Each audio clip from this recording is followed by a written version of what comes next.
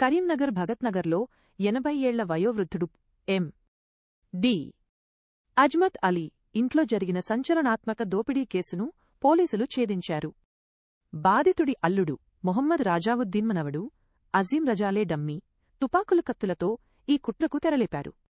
మీరట్ పోలీసుల సహకారంతో ఈ నెల 29న ఏ3, ఏ4, ఏ5 నిందితులను అరెస్టు చేసి 2 లక్షల నగదు, 43 గ్రాముల బంగారం, 64 గ్రాముల వెండి స్వాధీనం చేసుకున్నారు.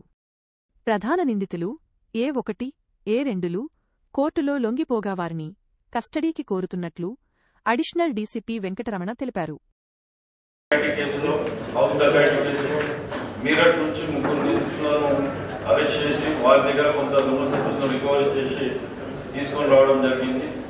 ఈరోజు వాళ్ళను కోర్టులో ప్రొడ్యూస్ చేస్తున్నాము. కరీంనగర్లో భగత్నగర్లో నివాసం ఉంటున్న ఎండి అజ్మత్ అలీ ఇంట్లో ఈ మంత్ 21వ తారీఖు రాత్రి జరిగిన సెన్సేషనల్ డకాయిటీ కేసులో కరీంనగర్ పోలీసులు సక్సెస్ఫుల్ గా ఛేదించారు. ఇందులో దర్యాప్తులో భాగంగా కంప్లైంట్ యొక్క అల్లుడు మొహమ్మద్ రజావుద్దీన్ ఏ1 మరియు అతని కొడుకు మొహమ్మద్ అజీం రజా మనవడు కంప్లైంట్ మనవడు వీళ్ళిద్దరే ఈ నేరానికి ప్రధాన కుట్రదారులు మరియు సూత్రధారులుగా దర్యాప్తులో తెలిసింది. ఉత్తరప్రదేశ్ రాష్ట్రానికి చెందిన మీరట్కు చెందిన 3 సహచరులతో వీళ్ళిద్దరూ కలిసి ఈ దోపిడీకి పాల్పడ్డారు. ఇందులో నిందితులు ఏ3, ఏ4, ఏ5 సల్మాన్, ఏ3, ఏ4 సల్మాన్, ఏ3 హసీన్ ముగ్గురిని మొన్న 28వ తారీఖు మీరట్లో అరెస్ట్ చేసి అక్కడ కోర్టులో ప్రొడ్యూస్ చేసి ట్రాన్సిట్ వారెంట్ తోని ఇక్కడికి తీసుకొని రావడం జరిగింది. వారి వద్ద నుంచి 2,09,000 క్యాష్, అలానే 43.67 గ్రాముల బంగారు ఆభరణాలు మరియు 64.98 గ్రాముల వెండి ఆభరణాలను కూడా స్వాధీనం చేసుకున్నాము.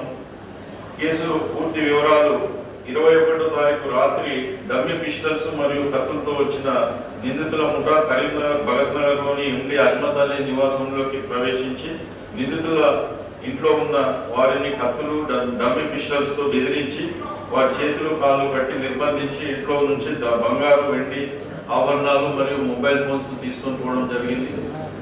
అక్కడి నుంచి పారిపోతున్న సమయంలో ఆ ప్రాంగణంలో వాళ్ళ ఇంట్లో అద్దెకు ఉంటున్న వారి 2 మోటార్ సైకిల్ తీసుకొని పారిపోయారు.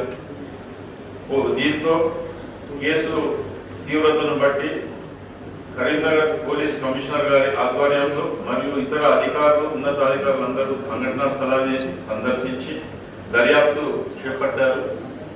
సీసీ ఫుటేజ్లు మరియు టెక్నికల్ అండ్ డిజిటల్ ఎవిడెన్స్ తోని పారిపోయిన మార్గాన్ని గుర్తించడం మరియు అనుమానిత వ్యక్తుల కదలికలను పరిశీలించడంతో వీరిని ప్రత్యేక బృందాలను ఏర్పాటు చేశారు పట్టుకోవడానికి.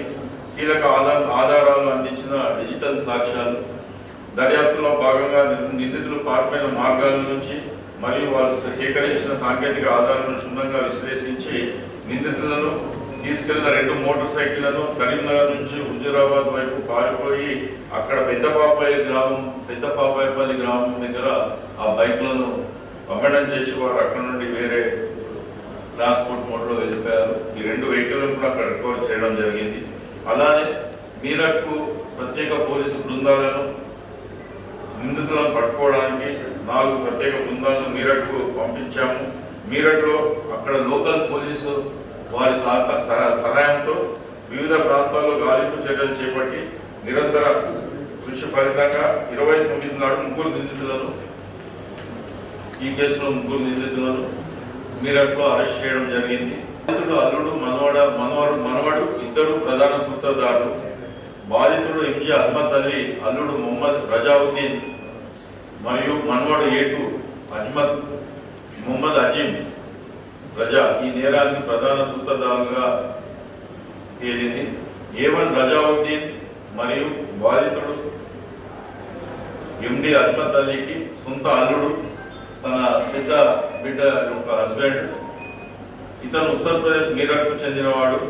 ఏ1 రజావుద్దీన్ కు అతని భార్యకు కొంతకాలంగా భార్యాభర్తల మధ్య కొట్లాటలు వైవాహిక విభేదాలు ఉన్నందున రజావుద్దీన్ వివాహేతర సంబంధాలు కొనసాగిస్తున్నాడని, చెడు అలవాట్లకు బానిసై తనను వేధిస్తున్నాడని ఆరోపిస్తూ రజావుద్దీన్ భార్య కంప్లైంట్ యొక్క పెద్ద కూతురు గత సంవత్సరం మీరట్ నుంచి కరీంనగర్కు తండ్రి వద్దకు వచ్చింది.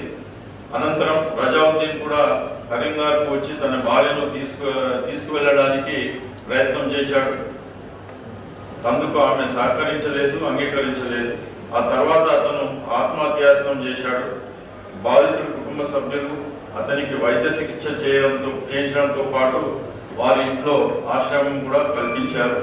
అంతేకాకుండా అతను ఏదో బిజినెస్ చేసుకుంటాను అంటే గవర్నమెంట్ వ్యాపారం కొరకు అతనికి ఆర్థిక సాయం చేసి వాళ్ళ ఇంట్లోనే నివాసం కల్పించారు. బాధితుడు ఇంట్లో ఉన్న సమయంలో రజావుద్దీన్ ఆ ఇంటి గురించి, ఇంటి కుటుంబ సభ్యుల గురించి, వారి ఇంట్లో ఉండే నగదు, విలువైన వస్తువులను ఎక్కడ భద్రపరుస్తారు అనే విషయాలపై పూర్తిగా అవగాహన ఏర్పడింది.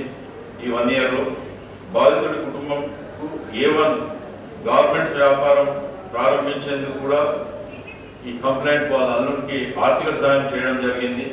ఈ గార్మెంట్స్ బిజినెస్ లో కూడా ఇతనికి నష్టం జరగడం వల్ల అతనికి భార్య, మామ వద్ద పదే డబ్బులు కోరడం జరిగింది.